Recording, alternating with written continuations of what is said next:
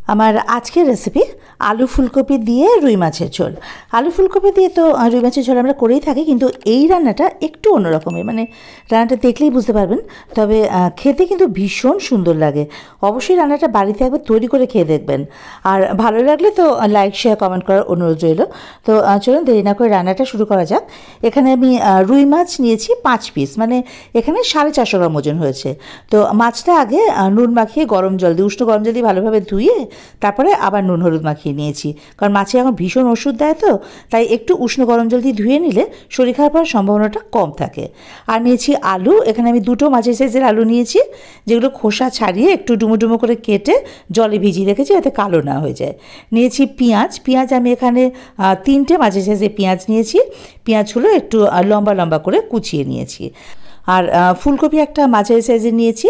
তো ফুলকপির ফুলগুলো একটু নুন গরম জলটা ফুটিয়ে নিয়েছিলাম, তারপর তার মধ্যে নুন দিয়ে ওই ফুলগুলো ভিজিয়ে রেখেছি, যাতে আগে ফুলকপির মধ্যে কোনো পোকা টোকা থাকলে সেগুলো বেরিয়ে যাবে। এরপর জলটা ছেঁকে ফুলকপিগুলো আবারও ধুয়ে নেব। আর ভাজা মশলা করার জন্য নিয়েছি 2 টিস্পুন গোটা জিরে। এটা চাটুর মধ্যে এই যে ভেজে রেখে দিয়েছি।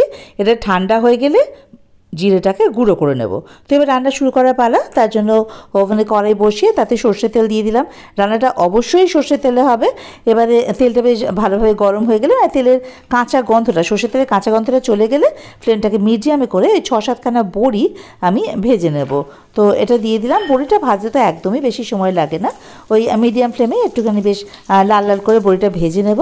এই যে দেখুন বড়িটা কিন্তু ভাজা হয়ে গেছে। এবারে এটা তুলে অন্য একটা পাত্রে রেখে দেবো। আর ওই যে তেলটা, ওই তেলে ওই আলুগুলো যেগুলো জলে ভিজিয়ে রেখে দিয়েছিলাম কেটে, তো জল থেকে ছেঁকে তুলে আলুগুলো এর মধ্যে দিয়ে দেবো। আলুটা বেশ লাল করে ভেজে নেব হাই ফ্লেমেই। এই যে দেখুন আলুটা কিন্তু বেশ লাল করে ভাজা হয়ে গেছে আর কি। এবারে আলুটাকে তুলে অন্য একটা পাত্রে নিয়ে নেব। এই যে এবারে ওই তেলে ওই ফুলকপি যেগুলো জলে ভিজিয়ে রেখেছিলাম নুন গরম জলে, সেগুলো জল থেকে ছেঁকে তুলে আবারও ফ্রেশ জলে বাদ দিয়ে ভালোভাবে ধুয়ে নিয়ে ফুলকপিগুলো দিয়ে দিলাম তেলের মধ্যে। ফুলকপিও ওই একই রকম বেশ লাল করে ভেজে নিয়েছি। ফুলকপিটা লাল করে ভাজলে হবে কি, এর টেস্টটা ভীষণ সুন্দর আসবে। এই যে দেখুন ভাজতে ভাজতেই মোটামুটি ফুলকপিটা কিন্তু সেদ্ধ হয়ে যায়। তো ফুলকপি ভাজা হয়ে গেছে, তেল থেকে ঝরিয়ে তুলে রাখলাম। এবার ওই তেলেই মাছগুলো ভেজে নেব। নুন হলুদ মাখিয়ে রাখা মাছগুলো একে একে দিয়ে দেবো তেলের মধ্যে। মিডিয়াম ফ্লেমেই প্রথমে একটা পিঠ ওই মিনিট 2 রাখবো, তারপরে আবার উল্টে দিয়ে অপর পাটটাও মিনিট 2 রেখে দেবো। এইভাবে উল্টে পাল্টে মাছগুলো কিন্তু বেশ হালকা লাল করে ভেজে নিতে হবে। এই যে দেখুন মাছগুলো ভাজা কমপ্লিট। এই যে খুব হালকা মাছ ভাজা হবে না, আবার বেশি কড়া করে কিন্তু মাছগুলো ভাজা যাবে না। এই যে দেখুন এবার একটু তুলে রাখবো মাছগুলো। এই যে এরকমই হালকা লাল করে মাছটা ভেজে রাখতে হবে। এবার বাকি তেলে বাকি রান্নাটা সেরে ফেলবো। তার জন্য ফোড়ন দিলাম 5 ফোড়ন। প্রথমে 1 টিস্পুন 5 ফোড়নের মধ্যে দিয়ে দিলাম তেজপাতা 2টো, তেজপাতা ছিঁড়ে দিয়েছি, আর 2টো কাঁচা লঙ্কা। কাঁচা লঙ্কা অবশ্যই ছিঁড়ে দিতে হবে, নাহলে কিন্তু আবার তেলে গোটা কাঁচা লঙ্কা দেওয়ার সাথে সাথেই ফাটবে। এবার কয়েক সেকেন্ড একটু ফোড়নটা নাড়াচাড়া করে এর মধ্যে ওই পেঁয়াজ কুচিটা দিয়ে দেবো।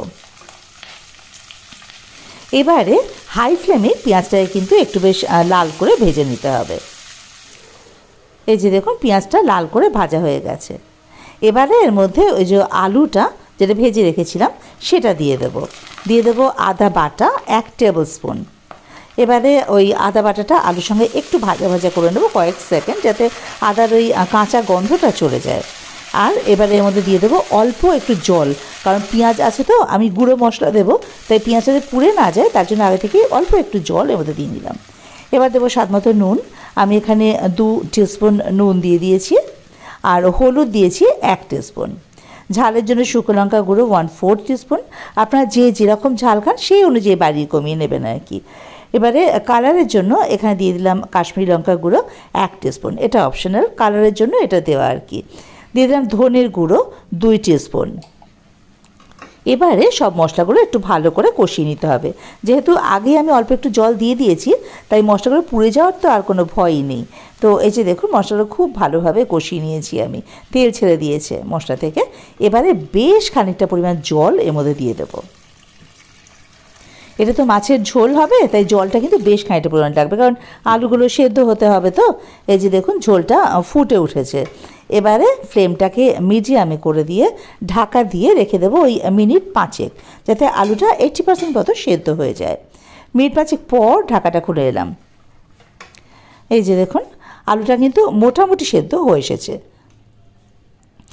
80% মতো সেদ্ধ হয়েছে আলুটা। এই সময় ওই ভেজে রাখা ফুলকপিগুলো এর মধ্যে দিয়ে দেবো।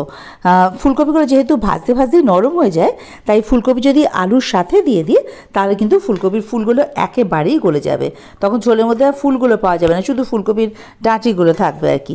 এই জন্য ফুলকপিগুলো আলুটা 80% সেদ্ধ হয়ে যাওয়ার পরেই তারপরেই দেবো। আর ভেজে রাখা বড়িগুলো এই সময় দিয়ে দিলাম, আর দিয়ে দেবো ওই ভেজে রাখা মাছ। এই যে এবারে সব কিছু একসঙ্গে ঝোলের মধ্যে আগে একটু ভালো করে মিশিয়ে নেব। তারপরে এর মধ্যে দিয়ে দেবো স্বাদটাকে ব্যালেন্স করার জন্য চিনি। আমি এখানে 1 টিস্পুন চিনি দিয়েছি মিষ্টির জন্য, এতে টেস্টটা খুব সুন্দর আসে। আপনারা যদি চিনি পছন্দ না করেন বা খেতে না চান সেক্ষেত্রে স্কিপ করতে পারেন। এবারে এটাকে ঢাকা দিয়ে আরও মিনিট 3-4 রেখে দেবো, তাতে করে আলু যেটুকু সেদ্ধ হওয়া বাকি আছে সেদ্ধ হয়ে যাবে, মাছগুলোও নরম হয়ে যাবে। এই যে দেখুন মিনিট 3-4 পর ঢাকাটা খুলে নিলাম, মাছগুলো বেশ নরম হয়ে গেছে, আর আলুটাও কিন্তু এই যে দেখুন ভালো মতো সেদ্ধ হয়ে গেছে, ফুলকপিও তাই। আর সমস্ত মশলাগুলো কিন্তু এই আলু, ফুলকপি আর মাছ এগুলোর মধ্যে ভালোভাবে চলে গেছে। এবারে ওই যে জিরে ভাজা যেটা ঠান্ডা হয়ে গিয়েছিল ওটা কিন্তু গুঁড়ো করে নিয়েছি। এই যে এবার ওই জিরে ভাজা গুঁড়ো এর মধ্যে দিয়ে দেবো 2 টিস্পুন। এই জিরে ভাজা গুঁড়োটাও কিন্তু মাছের ঝোলটার স্বাদটাকে ভীষণ সুন্দর করে তোলে। তো এটা 2 টিস্পুন মতো দিয়ে দিলাম। এবারে জিরে ভাজা গুঁড়োটা ভালোভাবে মিশিয়ে নেবো ঝোলের মধ্যে, আর মিনিট খানেক হাই ফ্লেমে একটু ফুটিয়ে নেব মাছটাকে। হাই ফ্লেমে একটু ফুটিয়ে নিলে টেস্টটা কিন্তু খুব সুন্দর আসবে।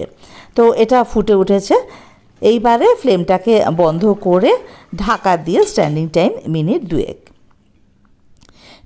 পর ঢাকাটা খুলে নিলাম। এই যে দেখুন রেডি আমাদের আলু ফুলকপি দিয়ে মাছের ঝোল। রান্নাটা দেখে বুঝতে পারছেন যে এটা খেতে ভীষণই টেস্টি হয় আর একদমই অন্যরকম রান্না। এবার এটাকে অন্য একটা পাত্রে নামিয়ে রাখলাম। অবশ্যই কিন্তু বাড়িতে একবার মাছের ঝোলটা এভাবে করে তৈরি করে খেয়ে দেখবেন। আমি তো রুই মাছ দিয়ে করেছি, কাতলা মাছ দিয়ে মাছটা করা যায়, ভীষণ ভালো লাগে খেতে। তো আপনাদের কেমন লাগলো সেটা কিন্তু আমাকে কমেন্ট বক্সে জানাতে ভুলবেন না। আর ভালো লাগলে অবশ্যই আমার চ্যানেলটা সাবস্ক্রাইব করে আমার পাশে থাকার অনুরোধ রইল। বেল আইকনটা ক্লিক করে দেবেন, তাতে করে আমি কোনো নতুন রান্না আপলোড করলে তার নোটিফিকেশানটা সবার আগে আপনাদের কাছে পৌঁছে যাবে। আমার সাথে থাকার জন্য আর ভিডিওটা সম্পূর্ণ দেখার জন্য আপনাদের সকলকে অসংখ্য ধন্যবাদ।